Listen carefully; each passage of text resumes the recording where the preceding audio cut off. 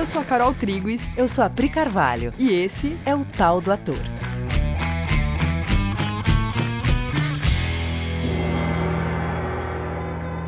E aí, galera? Oi, gente! Tudo bem, amores? Como vocês estão? Galera, é o seguinte, temos um alerta pro início desse episódio, que é: hoje a gente vai falar bastante sobre A Casa de Bonecas, que é uma peça que a gente já citou aqui algumas vezes, mas a gente tem um episódio, que é o episódio 66, onde a gente conta com mais detalhes tudo que tem nessa história da Casa de Bonecas. O enredo todo, né? A gente faz um resumão. Isso. Então, para escutar o episódio de hoje, vai lá no 66, ouve aquele primeiro e depois você volta aqui, pode ser?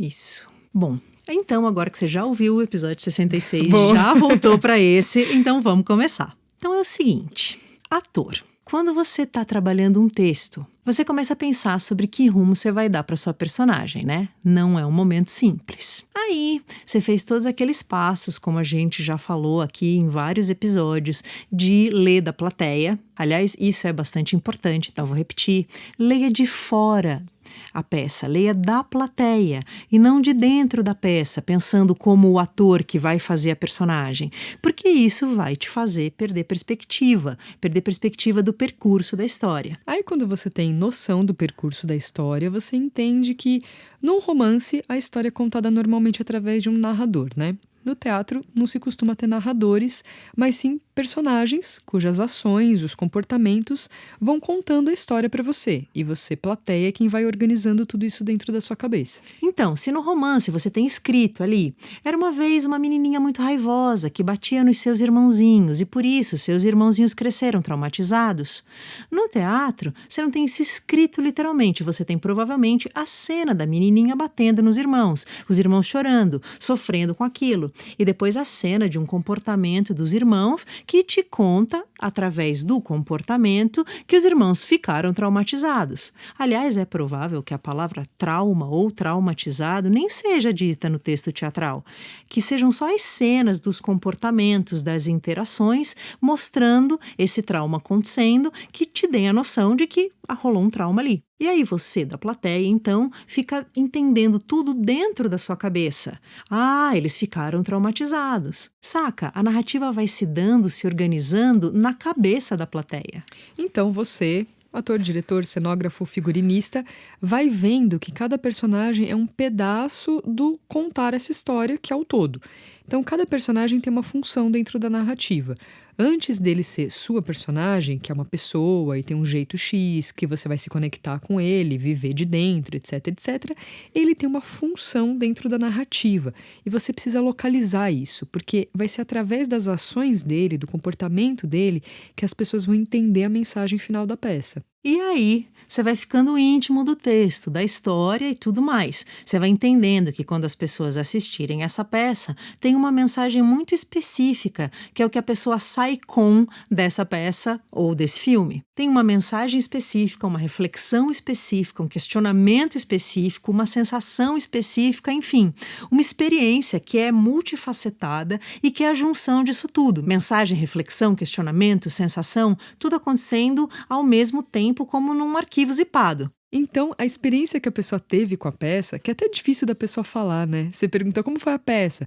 Se a pessoa teve uma experiência, isso tá muito misturado. Ela tem até dificuldade de explicar linearmente, porque nela não tá acontecendo linearmente. Ela sai da peça pensando coisas, sentindo coisas, lembrando de uma coisa que aconteceu na vida dela. Tem até uma energia envolvida, né? Você sai de um filme ou de uma peça mais up, ou querendo viver mais, ou mais reflexivo. Aí, quando você tem essa experiência mais nítida na cabeça, o que é a experiência final da peça, você vai vendo que todas as cenas, todos os acontecimentos, todas as falas servem para a chegada nesse lugar. Tudo o que acontece serve para esse lugar final. Então, por exemplo, eu tenho a minha entrada, o meu momento que eu entro e canto uma música na peça, por exemplo, né? Aí minha cabeça vai ficar muito preocupada em como eu vou cantar. Eu vou passar muito tempo dedicada às notas da música, vou passar muito tempo pensando se eu tô fazendo isso bem. Eu vou passar muito tempo com inseguranças, com treino, né? Olhando para tudo isso.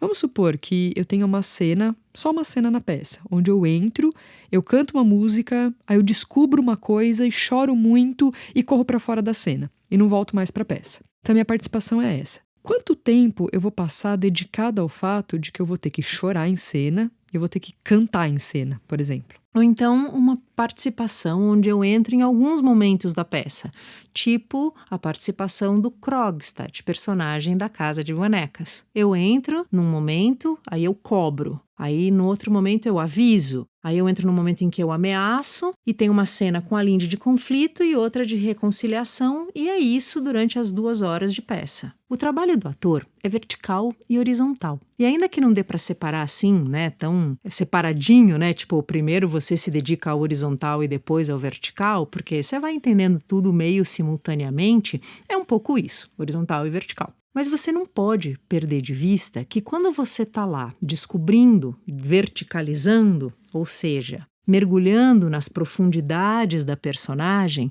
você não pode perder a noção de que a personagem tem uma função para cumprir na peça, uma função horizontal, ou seja, que é através da personagem que a narrativa da peça vai para frente. E colocar essa visão da função da personagem, das cenas na história, evita muito trabalho desnecessário para o ator, porque aí você vai focar no que é preciso ali para a personagem fazer o que ela precisa fazer na história. A função da personagem na peça tem que ficar norteando o seu trabalho o tempo todo. Tipo, você não precisa verticalizar e descobrir um monte de coisa que para a ação da peça aquilo não tem relevância. Dá para entender? Eu lembrei da história do Peru, do episódio passado, né, de Stanislavski, que você vai cortando, fatiando as unidades, mas chega uma hora que você olha para a peça como um todo e você entende como cada unidade compõe esse todo, o que cada unidade faz pelo todo. É como se você pudesse olhar daqui até o Rio de Janeiro e visse todo o caminho. Tipo quando você clica no Waze para ter uma visão geral do caminho, sabe? Ajuda a visão geral para você entender melhor o percurso. Aí você coloca lá de novo na visão momento a momento, mas já tendo esse norte do caminho todo na cabeça. E sabendo a função de cada trecho, de cada curva, sabendo que cada quilômetro que você roda te aproxima do Rio de Janeiro. Sem aquele quilômetro você não chega no Rio. Você tem um ator vivendo a personagem ali, dentro ali, executando a ação de dentro. Mas o ator não está inconsciente. Ele sabe que cada cena tem uma função. Ou seja, as pessoas, a plateia, têm que ter uma experiência específica naquela cena para conseguir alcançar a nota da experiência final da peça. Ela tem que alcançar essa experiência aqui para poder alcançar o final da experiência lá. Então vamos dar um exemplo para não ficar cabeçudo e abstrato demais da conta. Vamos usar o Krogstad, que a gente já falou aqui, e a Lindy, 2 personagens da Casa de Bonecas, que é, né, um texto que a gente já usou em vários episódios e que já rolou no episódio 66, a gente contar bastante, fazer um resumo da peça toda, a gente já leu cenas da peça. Então, né, repetindo, volta lá para ouvir, porque aí vai ficar mais fácil de entender. Ou ler um texto, né? Ou ler um texto, que afinal é um texto maravilhoso. Maravilhoso. E que tem, você dá um Google, você acha facinho para ler. Então a primeira coisa é que o Krogstad vem para estragar. Ele vem para jogar água no chope daquela noite de Natal da casa dos Helmer, Thorvald e Nora, o casal protagonista da peça. Tá rolando uma celebração nessa noite, tanto pelo Natal quanto pelo fato do Thorvald ter sido promovido a diretor do banco. Aí o Krogstad aparece, sem querer chamar muita atenção, para trazer um problema que destrói aquela alegria quase eufórica da Nora. Essa é a primeira função dele na peça. Ele vai desafiar a estrutura daquele lar. A paz do Krogstad já foi destruída, o Natal dele já foi destruído, porque diferente do Thorvald, o marido da Nora, que está passando o Natal promovido, o Krogstad está passando o Natal demitido. E as consequências que isso vai ter para o Krogstad são enormes, porque ele conta que ele estava conseguindo se reerguer finalmente como um profissional inserido, honesto, depois de um período de muitos problemas no passado. Para o ator, ele tem todas as justificativas do Krogstad sobre por que ele está indo bater na casa dos Helmer para chantagear a Nora. Tem tudo que o Krogstad viveu e que o coloca agora se vendo como que obrigado a ter esse ato de chantagem.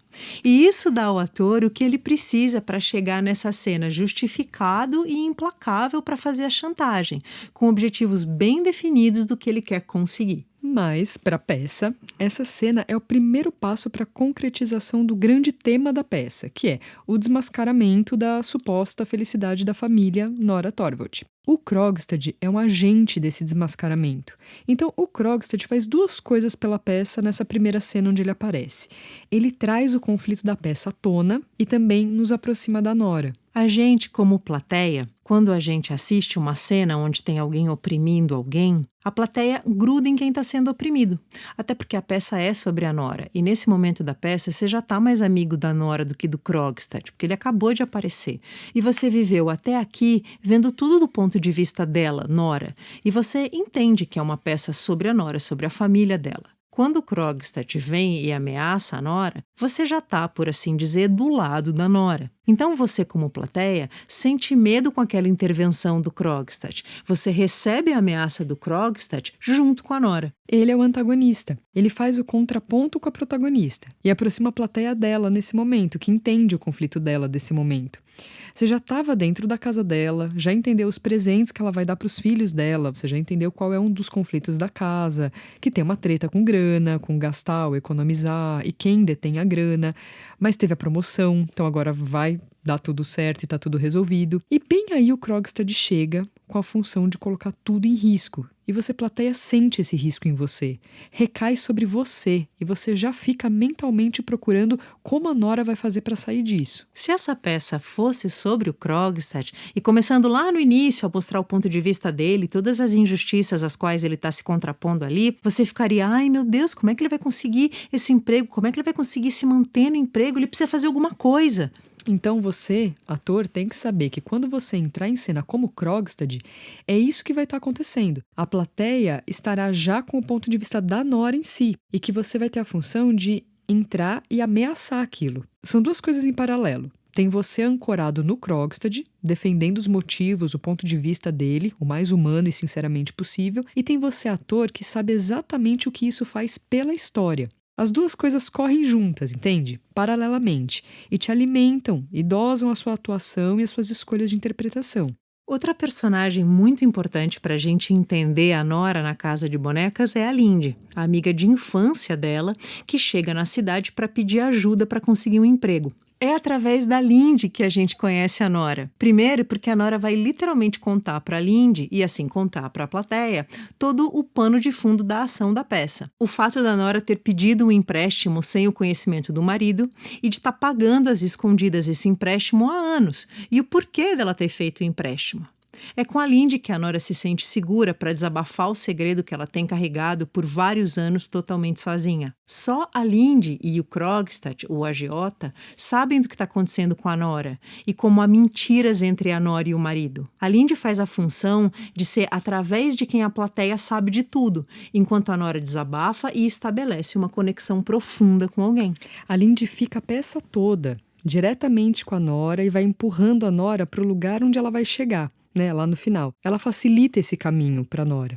E o Thorvald reclama, mesmo sem saber de nada do que está rolando, da presença da Lindy. Ele não gosta dela. E se o ator que faz o Thorvald sabe que a função da Lindy é ser o grande agente de transformação da Nora, ele consegue se apoiar nisso para justificar com mais força essa antipatia pela Lindy, que na peça é justificada apenas por ela ser uma amiga meio entrona. Ou seja, numa dimensão, na dimensão do personagem, o Thorvald não gosta da Lindy porque ela é entrona e ele quer a mulher dele só pra ele, e ele já tem um amigo, o Henk, e ele não quer outra pessoa no convívio da casa. Aí na dimensão do ator, ele sabe que o Thorvald tem mesmo que não gostar da Lindy porque é ela quem vai conduzir, ajudar a Nora a ter que encarar todas as mentiras que, reveladas, fazem o casamento deles desmoronar. Dá pra perceber que saber a função de cada personagem na narrativa ajuda todo mundo a fazer a peça?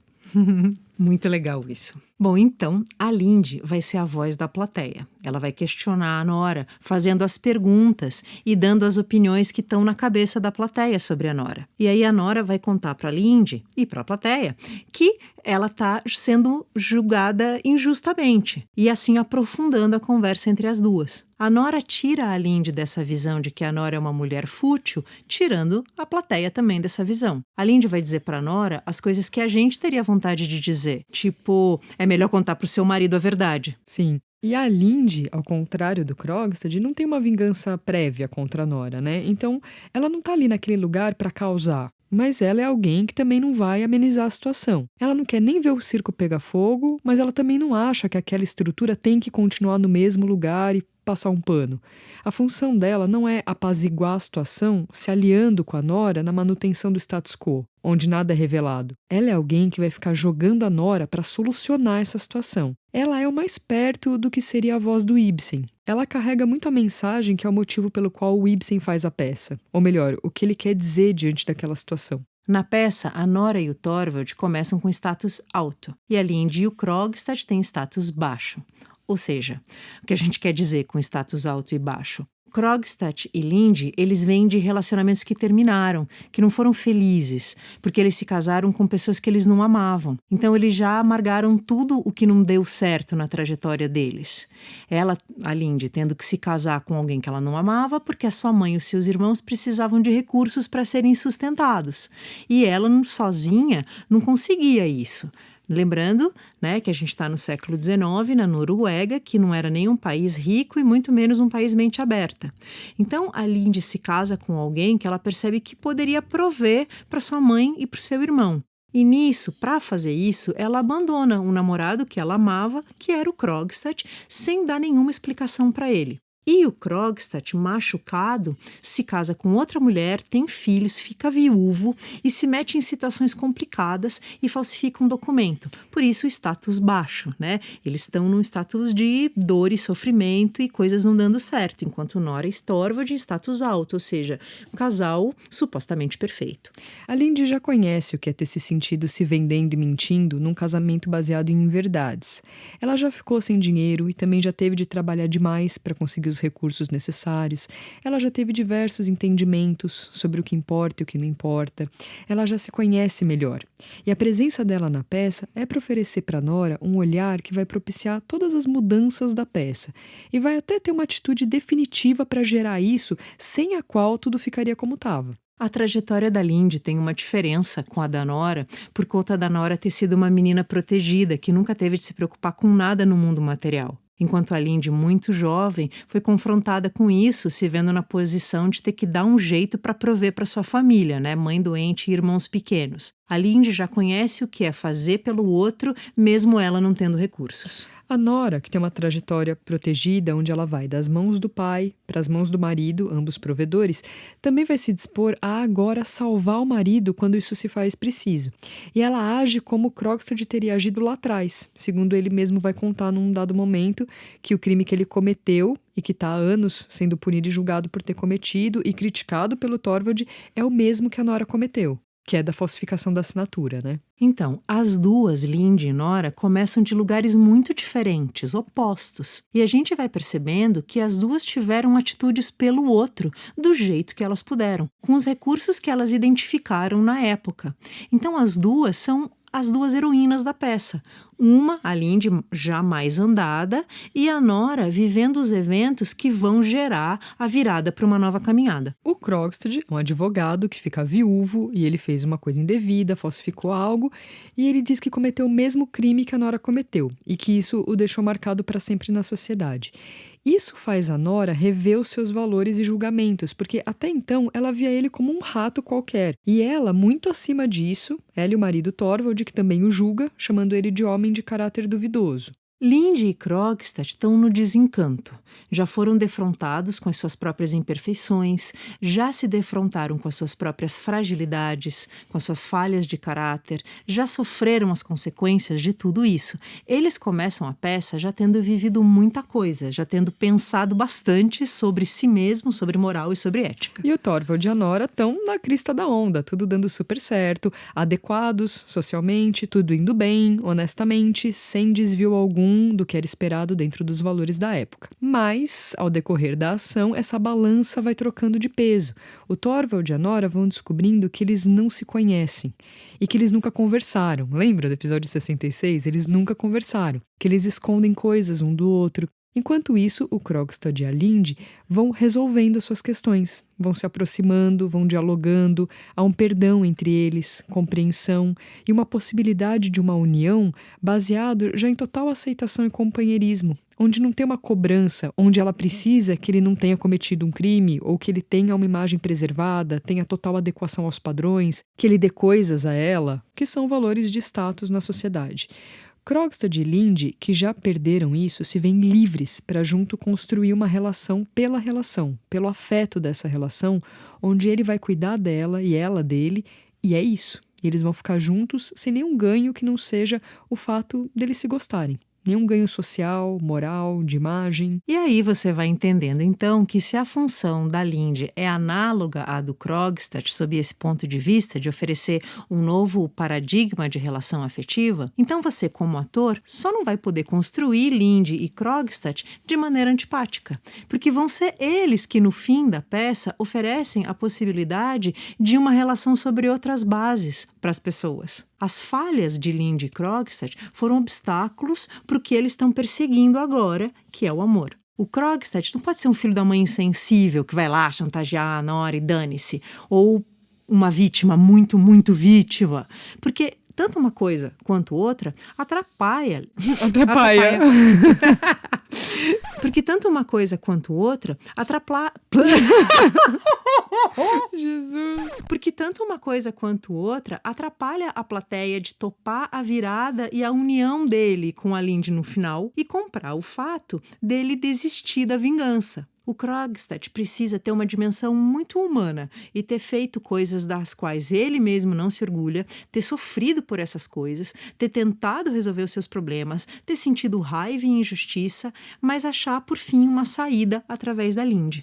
Se a Linde chega na peça muito crítica, Nora, se você erra a mão nesse sentido, se a Linde fica muito crítica ou dura, ou muito machucada pela sua história de vida, ela não consegue conduzir a plateia nessa virada e nem consegue fazer a plateia gostar dela, confiar nela. Então, a medida da personalidade e das motivações da Linde são bastante dadas por essa trajetória dela e da função dela na peça.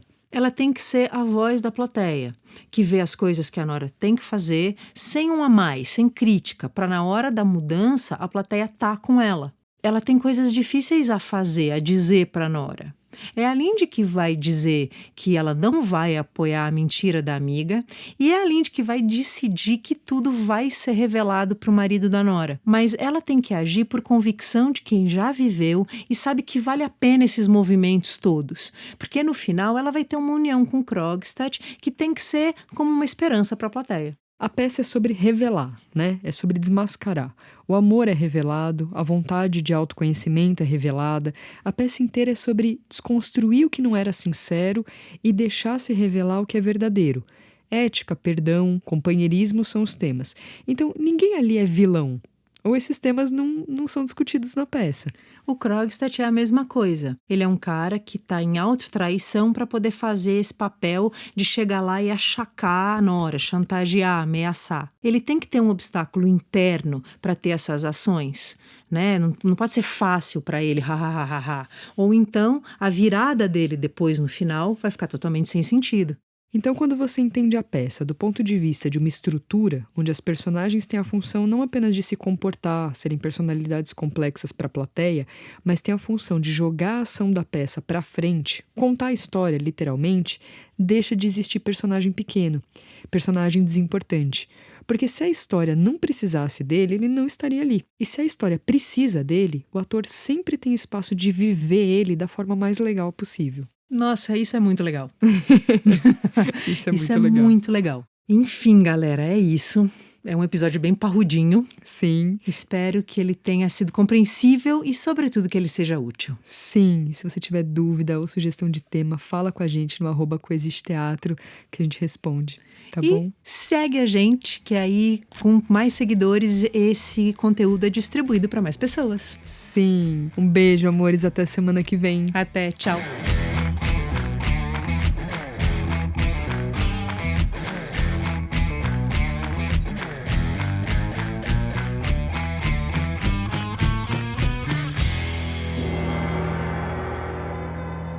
Implacável para fazer. Justificado. Ai, caceta. Todo o pano de fundo da peça. O fano. O